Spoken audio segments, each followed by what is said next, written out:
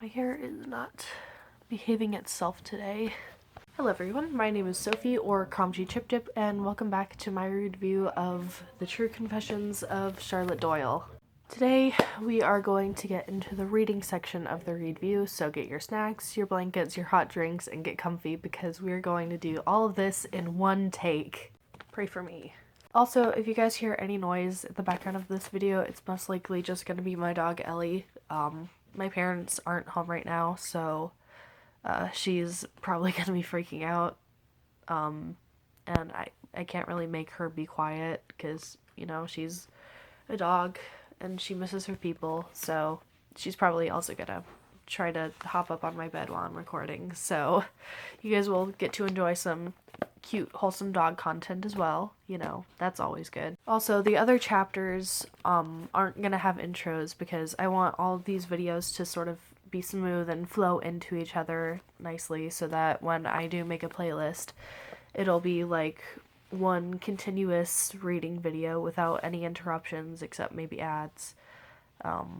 So if you're wondering about the lack of introduction in any of the other videos, you know, that's why. Alrighty, let us get into this. Hey, so a little bit of a disclaimer here. Apparently I don't know how to read.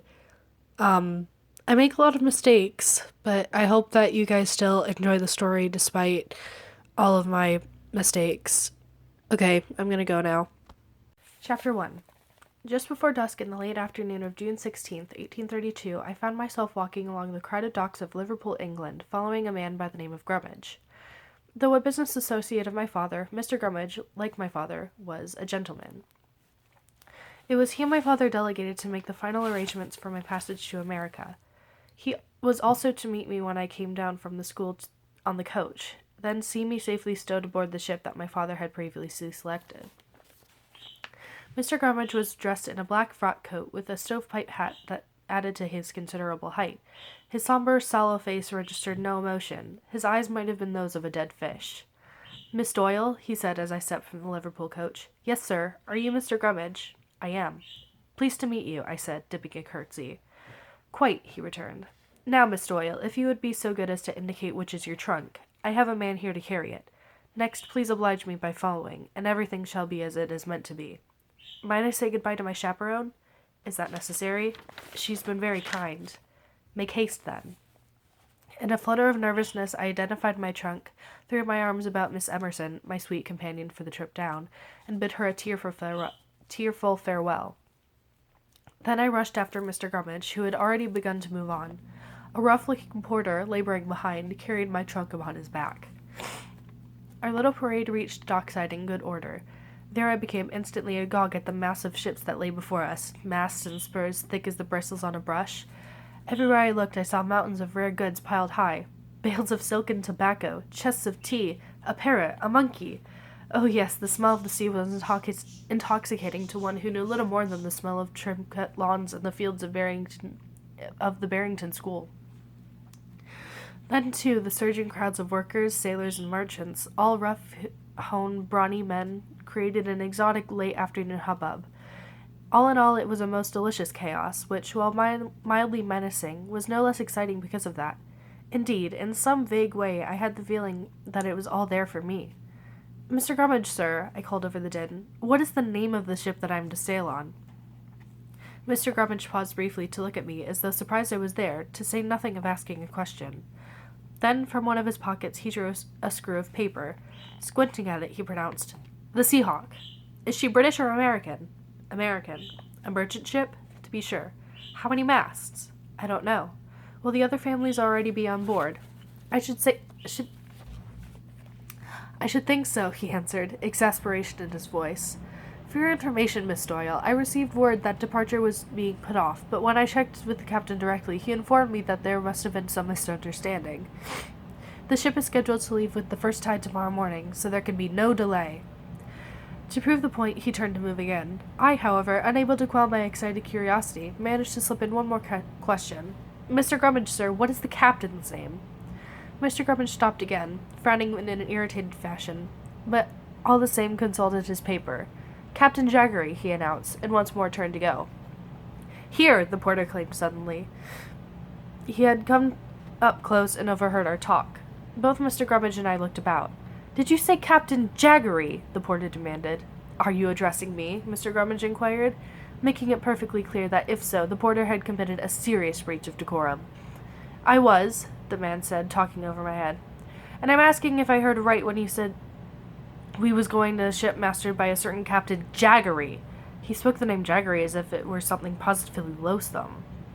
"I was not addressing you," Mr. Grummage informed the man. "But I hears you all the same," the porter went on, and so saying, he swung my trunk down upon the deck with such a ferocious crack that I feared it would snap in two. "I don't intend to take one more step towards anything to do with Mr. Jaggery. Not for double gold, not one more step." "See here," Mr. Grummage cried with indignation. "You undertook—" "Never mind what I undertook," the man retorted. "It is worth more... It's worth more to me to avoid that man than to close with your coin." And without another word, he marched off. "Stop! I say stop!" Mr. Grummage called. It was in vain. The porter had gone, quickly at that.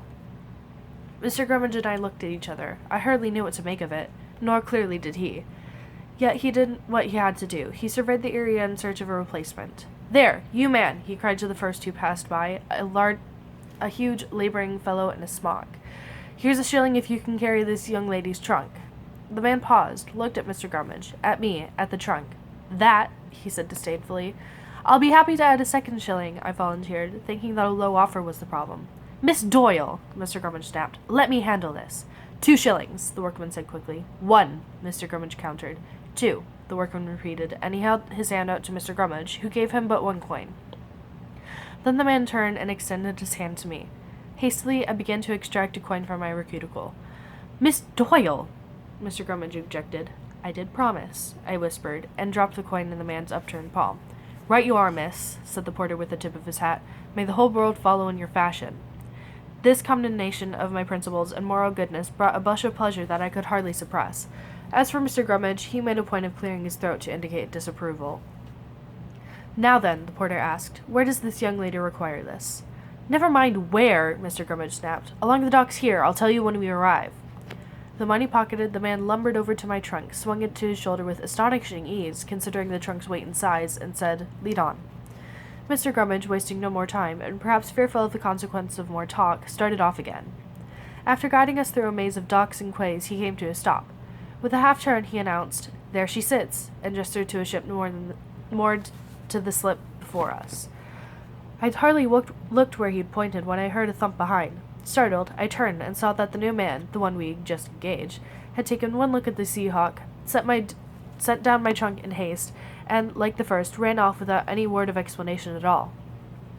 Mr. Grummage barely glanced over his shoulder at the hastily departing worker. In exasperation, he said, "Miss Doyle, you will wait for me here." And with rapid strikes, he took himself up the gangplank and onto the Seahawk, where he had disappeared from my view. I stood my place, more than ever wanting to get aboard and meet the delightful children who would be my traveling companions. But as I waited on the dock for something like half an hour, all but unmoving in the waning light of day, I could only gaze upon the ship. To say that I was unduly alarmed when I examined the Seahawk would be nonsense. I had not the remotest superstitious notion of what was to come. Nothing of the kind. No, the Seahawk was a ship like countless others I had seen before, or for that matter, have seen since. Oh, perhaps she was smaller and older than I had anticipated, but nothing else.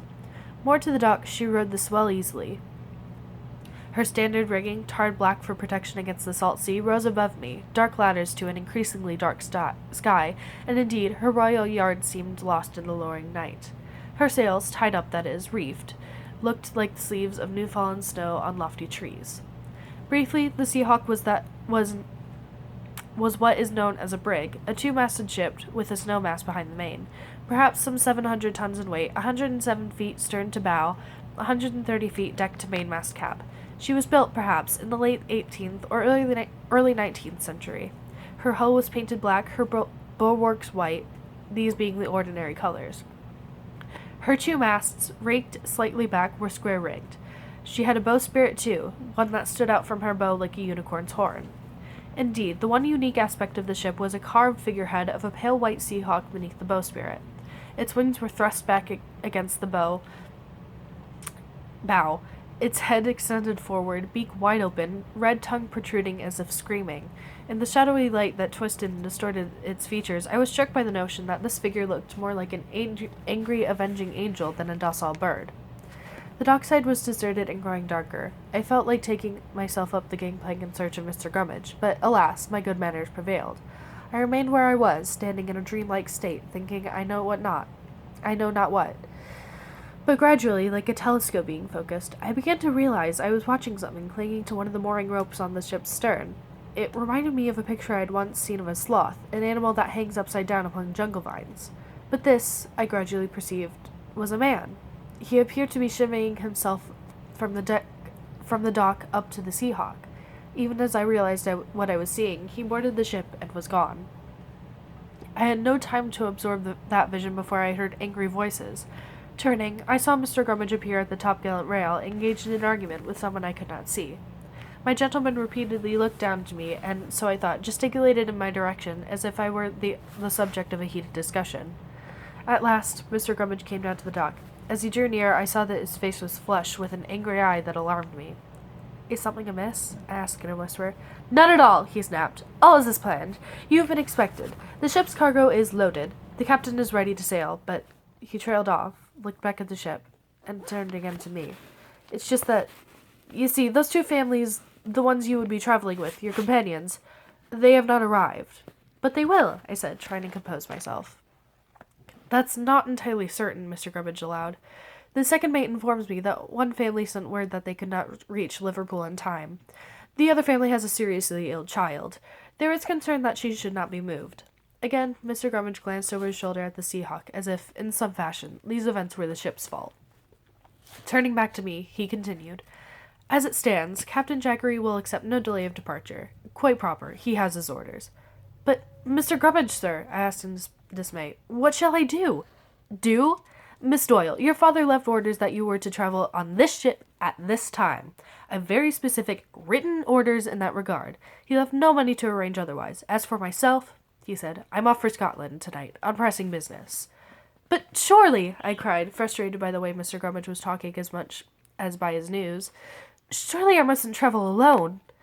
"Miss Doyle," he returned, "being upon a ship with a full complement of captain and crew would hardly be construed as traveling alone." But that would be all men, Mr. Gummidge, and I'm a girl. That would be wrong," I cried, in absolute confidence that I was echoing the beliefs of my beloved parents. Mr. Gummidge drew himself up. "Miss Doyle," he said loftily, "in my world, judgments as to rights and wrongs are left to my Creator, not to children. Now be so good as to board the Seahawk. At once."